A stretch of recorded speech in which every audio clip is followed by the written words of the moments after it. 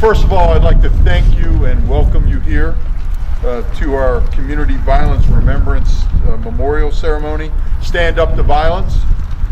What brings me here and has for the last several years is the event that occurred on this day at 7:57 a.m., our school shooting, where the life of Jaelynn Willey was taken far too soon. In addition, we'll also recognize those taken in violent acts in our community, especially in the last year and a half to 2 years. I'd also like to acknowledge the victims and survivors of violent crimes as well. Some people I'd like to acknowledge, some very special people. It's all of you. Thank you again for being here, sincerely. I would like to thank Dr. Smith and Great Mills High School staff for giving us the okay to do this here today. I'd like to thank our chaplains corps and give them a hand of applause if you would, please.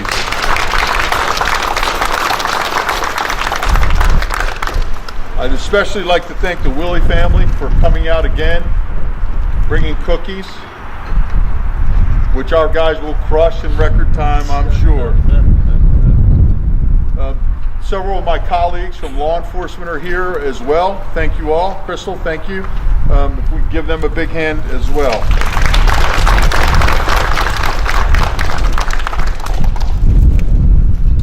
So, in the past week, Charlie Wharton, who you'll hear from very, very shortly, and I have been talking a lot about violence.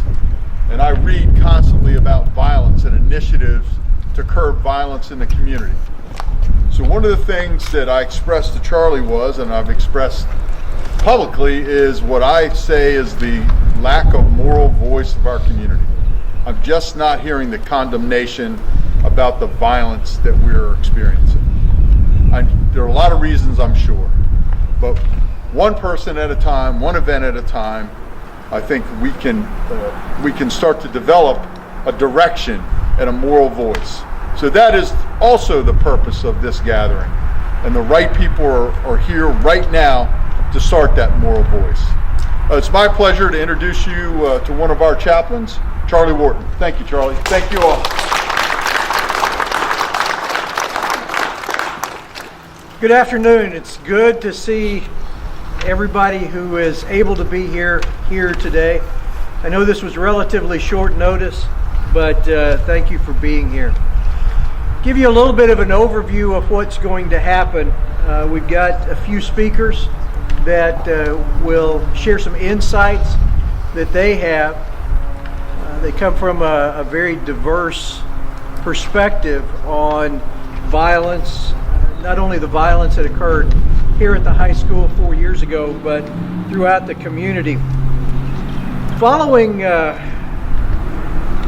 the last speaker, we're going to take the opportunity this afternoon to lay flowers in remembrance of those who have been impacted by violence. And I will give you a little bit better directions as we get a little bit closer to it, but it will be after our speakers.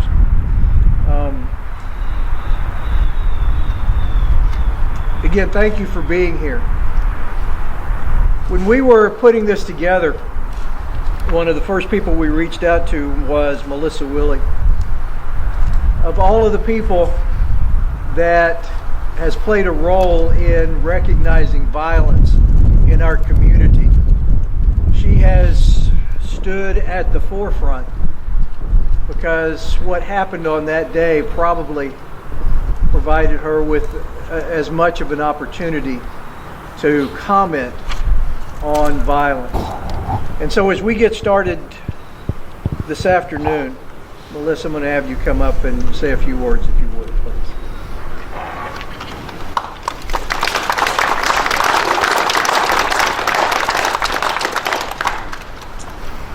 So I'd like to take an opportunity to thank Sheriff Cameron and all of the officers and whoever else has had a play in this the last few years. thank you for always having my back. Sheriff Cameron was he was supportive immediately, and when we were at the hospital for Jaelynn, immediately I said I would like him here to stand here and listen and tell the whole county that she wasn't going to make it. He was there. He's been there, and several of the others have as well. We come here, my kids come here, teachers come here, and I know it can't be easy, and I have to remember sometimes that this impacted everybody, not just me, not just my kids, not just my family. And I forget that a lot of the times because, it's always in my face, and it's probably not in everybody else's all of the time. But my children almost daily say something. My 5-year-old says constantly, "I miss Jaelynn," and he was only 11 months old, but he knows. He had a weird thing when she passed, and he just constantly talked about her, and he still does. And my 2-year-old now said to me at nap time today, "I miss Jaelynn," and I was like, where did that come from? So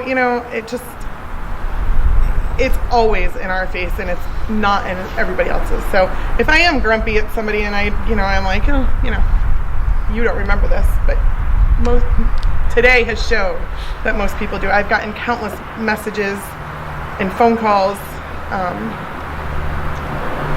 So she has been remembered. And I guess that's my biggest thing is Jaelynn should be remembered for being just an innocent victim, as well as so many other victims in this county. So thank you for just being here, and thank you for remembering my daughter.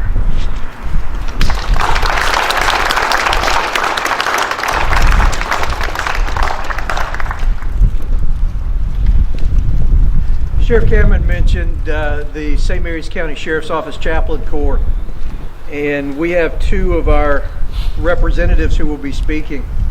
The first one is Gwen Bankins. Gwen has been deeply entrenched in this community for decades, and she and I have communicated over the last few weeks. And one of the things that is very much on Gwen's heart is that we do not forget anyone who is impacted by violence. There are times when it is especially easy to remember the families of those who die. But there are a lot of others that are impacted by those events. Not only the survivors, but also the families that walk through the events with the survivors. And Gwen has been supporting families for several years. So it's very appropriate that Gwen say a few words right now. Gwen?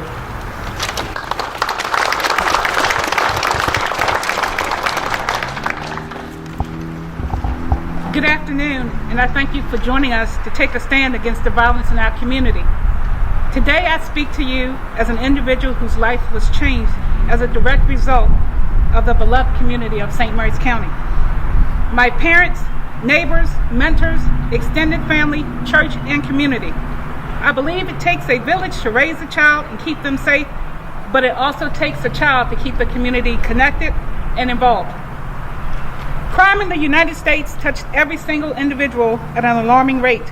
The depth and despair experienced through social media or the daily news of current events is similar to the ripple effect of what everyone witnessed across the entire country following the sniper attacks around the Beltway, the September 11th events in New York, at the Pentagon in Pennsylvania. For the first time in the history since I was born, all Americans became victims and survivors of a senseless act of violence. Our lives have been forever changed. We hear about crimes of violence and we are unable to find the words to describe them. How do you address the unspeakable? One person can't do it. One organization can't do it. Law enforcement can't fix it. It takes an entire community to hold those accountable for those actions. This means speaking up and becoming involved. No matter what your age, race, gender, faith, crime has no boundaries and bullets have no names. Where there is unity, there's always victory. I speak that from my personal experience in this beloved community.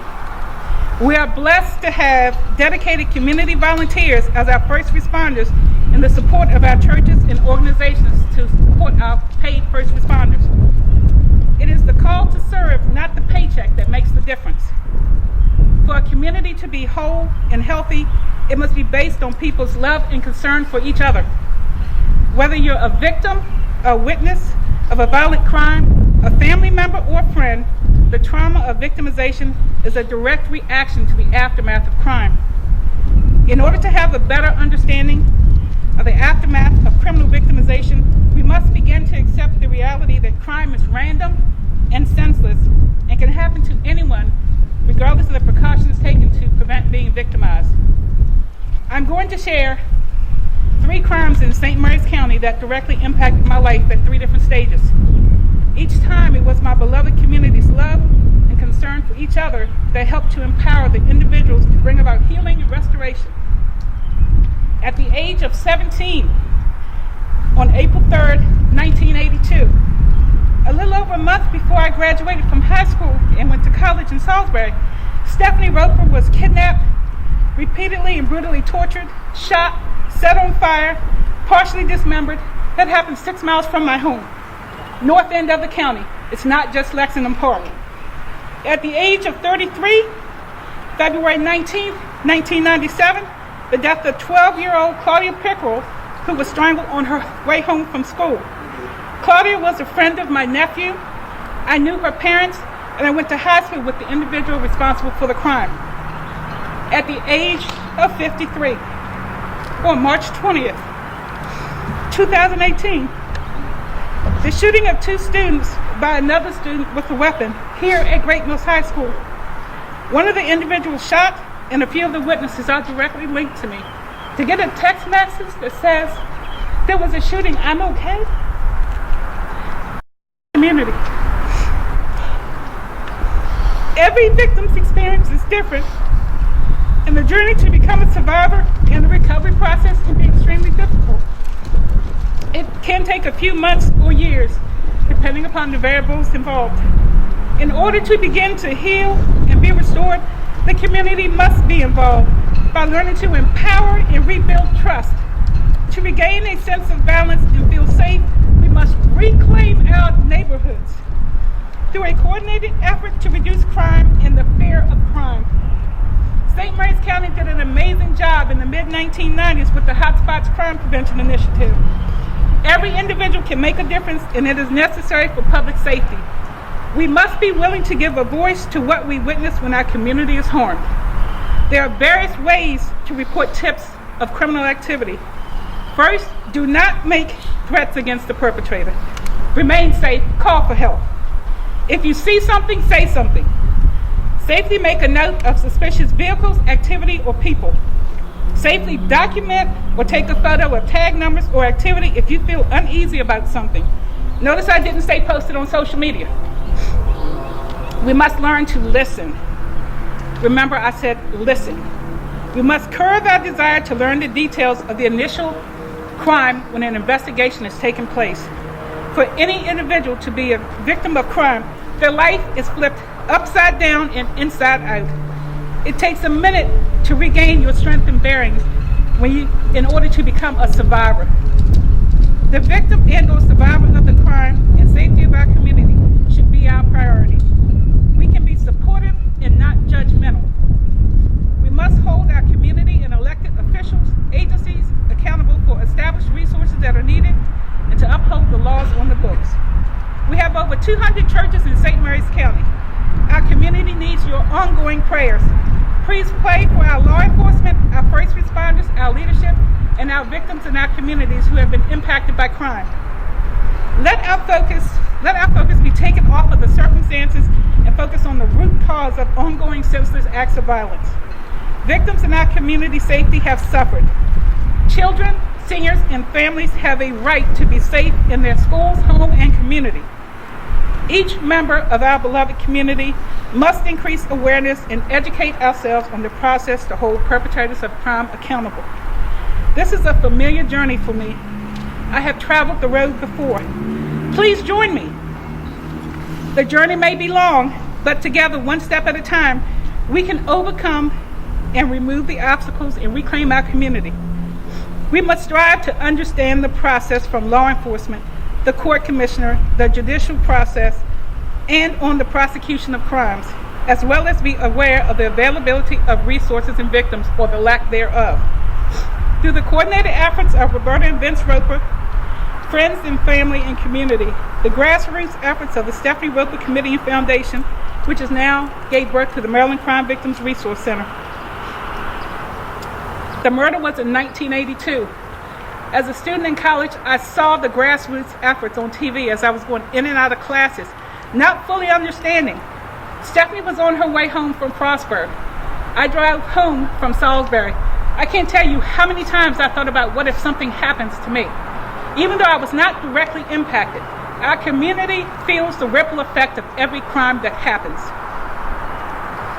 Through this organization, crime victims now have victims' rights and laws enacted in over 31 states as well as federal laws. Vince and Roberta Roper are trailblazers. Vince is no longer with us, but the efforts of a tragedy brought a community, friends, law enforcement, politicians together to protect victims.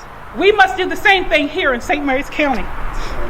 The logo for the organization is a rainbow with a heart. Stephanie Roper believed we can't have rainbows in our life without rain. Rainbows represent hope and promise. For me, my faith is my anchor in the storm. And through the love of God, I stand on his covenant with the promise of hope of the rainbow. One person can make a difference, and each one should try. I send each one of you a rainbow from my heart. Let's not forget, after the crime, they still need our support. May the peace and love of God be with you.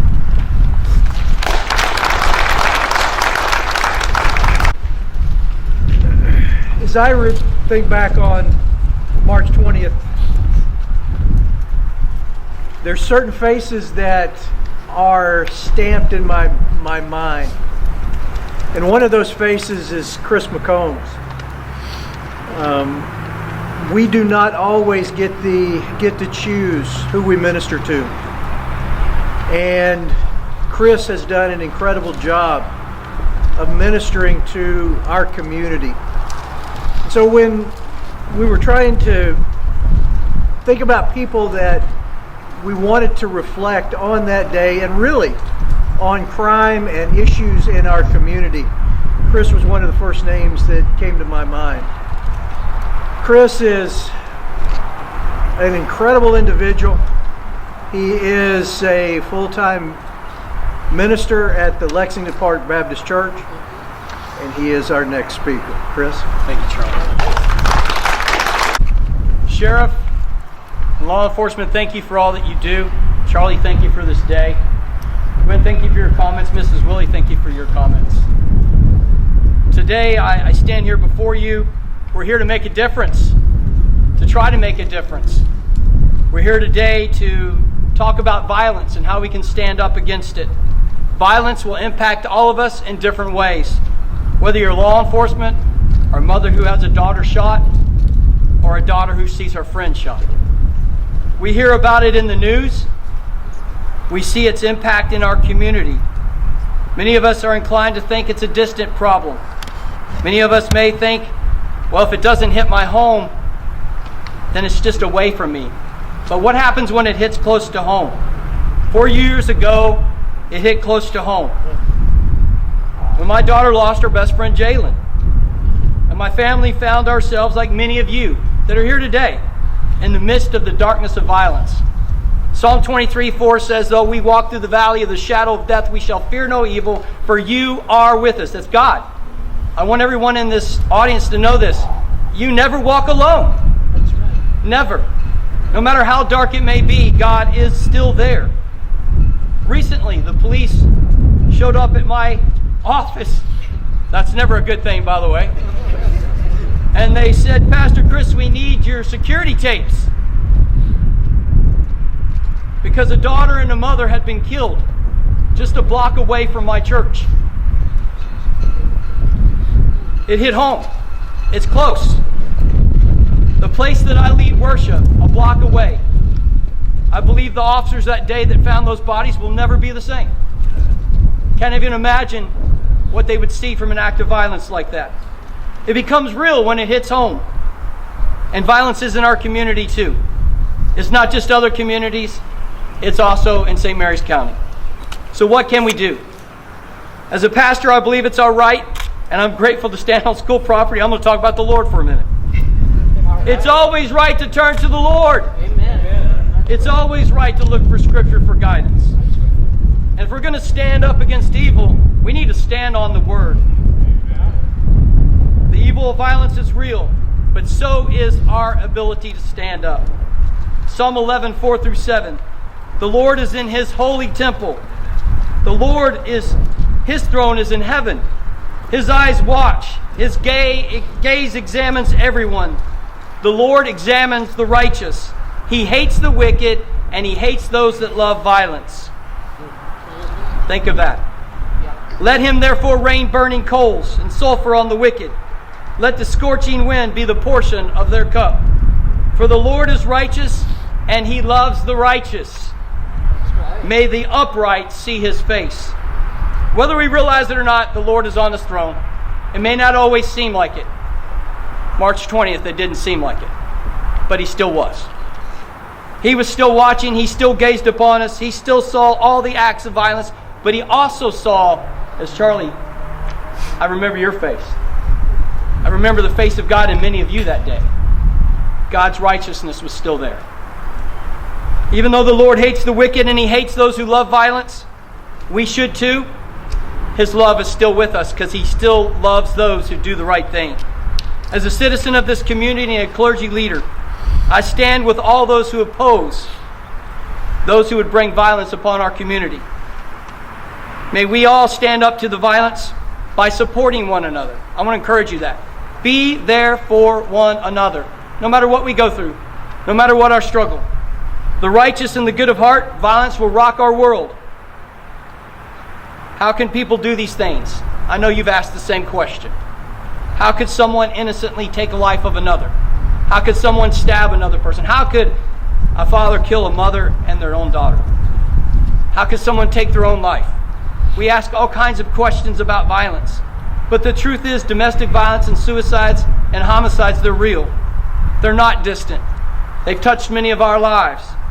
The awareness and the appearance is that violence is all around. Ask the law enforcement agents. They see it on a regular basis. Recently, a group of clergy was honored to meet with Sheriff Cameron and other local law enforcement agencies, including the state troopers. I want to thank all of them for that opportunity. Sheriff remembered the churches of the community that responded 4 years ago in prayer rallies and coming together and ministering to each other, crying together, saying, how do we get through this? The consensus that we had that day that we met recently was that we need to do something. And Charlie planned today. Thank you. We realize that we cannot stop violence completely, but we can oppose it and we can stand up for righteousness together. The scripture that I read said that those who love righteous and do righteous deeds, that we will see the face of God. I want to see the face of God in our community. I want to see the face of God when I see you. That's right. I want to see the face of God in your life. I want to see the face of God in our homes, in our church, in our school, in the local law enforcement, and in everyone. I want to see it in our community. The only way we can see the face of God is if we are the ones that are upright, standing for righteous. So in this moment, when you see someone stand for what's right, know that you just saw God's face. Thank you for your time. I mentioned that we have an incredible chaplains corps and me.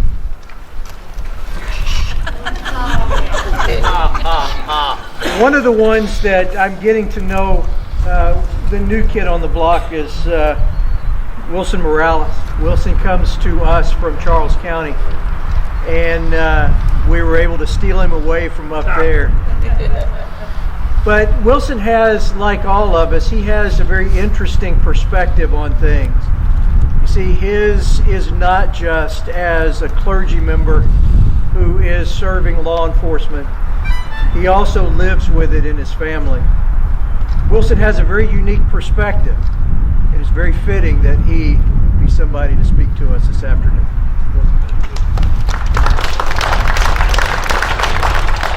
Can you hear me in the back? I'm the youngest of 13, so I've learned to speak up for my food. One sister, firstborn, and 12 brothers. Born and raised in the city of New York. I want to thank Sheriff Cameron. Thank you for leading. That's what it takes. So I want to ask a question, but I do want to say first, Dios le bendiga siempre a todos. That is Spanish for God bless all of you always. You see, there's a book by Jordan Peterson. It's called 12 Rules for Life. And his premise of the book is simple. He says the micro will always impact the macro. So when we have national violence and statewide violence and local violence, and it finally hits home, it's the micro element that must provoke change. You, community, us. I know violence firsthand growing up in New York. I was honored to be a chaplain at the Twin Towers the night 24 firemen were found. They were huddled together in the stairwell. And as a chaplain there, I almost broke, and one of the chaplains looked at me and said, "We're here to serve." And I stood up, and we served. You see, a wise man once said, if you want to be a great person, learn to wash other people's feet. That wise man's name is Jesus Christ. A Jew from the hood in Israel, Nazareth.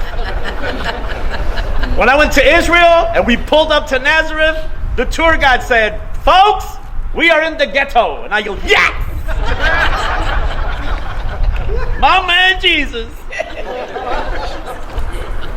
Fascinating. So I just got a simple question, then I'll wrap it up. How do we face a painful, chaotic moment where disorder is the norm? Utilizing programs. Yes, sir. I'm going to give you 3 R's. I've learned these the hard way. Of the 18 friends I had growing up in New York, only 3 of us are alive. The rest were shot down by 25. You see, violence macro, it's all right to see it on TV until it comes home. It's here. 3 R's. Number 1, remember. You heard Mom today. Remember her daughter. That's what we're doing as a community. The act of revisiting and never forgetting what brought us here. Because if we don't learn from our past will repeat itself. Number 2, regroup. The power of community. Gathering together here and saying, now what? Micro elements eventually become macro elements. I love you, St. Mary's County. You're amazing how you're coming together. And number 3, resolve. The power of change. Time to make some changes, not talk about it. I know of a lot of friends, thank you. I know of a lot of friends who plan to go on a diet.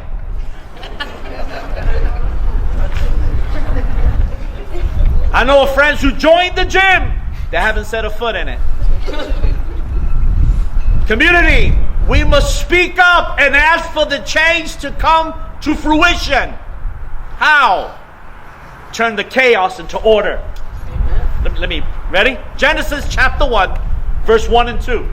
In the beginning, God, because there ain't no beginning without God. In the beginning, God, well, I don't believe in God. Okay. In the beginning, God made the heavens and the earth. Here it is, but here it is. It says, and the earth was shapeless, without form, and chaotic. And then it says, and the Spirit of God hovered over the face of the waters. In the midst of this chaos, I believe God will give us as individuals micro elements of change that we have to speak up on. And the chaos produces a beautiful change and new order. That's what we must strive for as a people. It is my honor to serve you. To be great, we serve each other. That's where greatness is found. God bless you.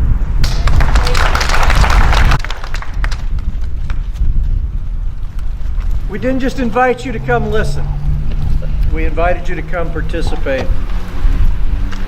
In just a minute, we're going to have Mrs. Willey and her family come and lay the first of our flowers in remembrance of the victims of violence.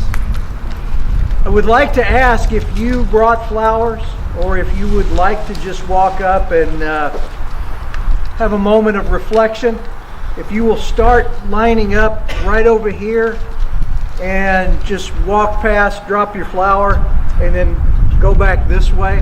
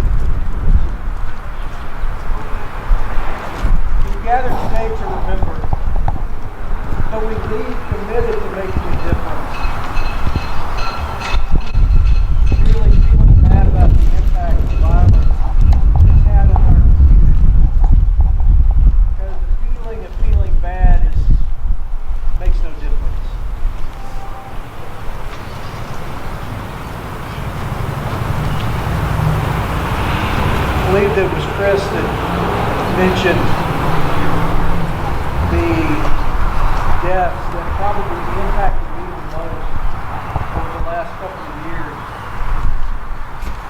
Raged by the evil that did that. I remember standing there watching them unearth her from the shallow grave. And I looked to my left, and there was the house where she was supposed to be protected. And I looked to my right, and there was the school that she attended. And I stood there and I watched her all alone.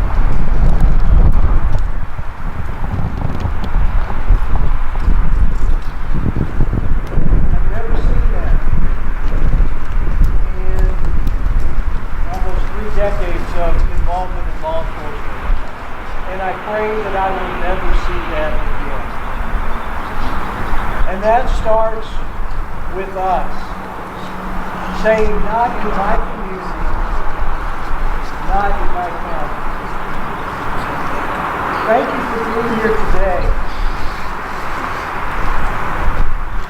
But let's not leave here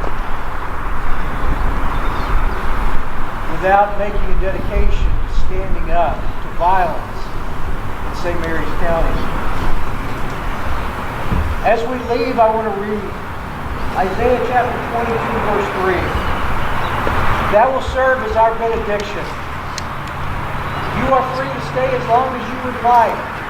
School starts at what, 7:30 in the morning? You might want to get out of here before the teenagers arrive.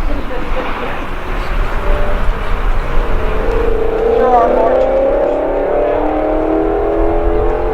Thus says the Lord, do justice and righteousness, and deliver the one who has been robbed from the power of his oppressor. Also do not misuse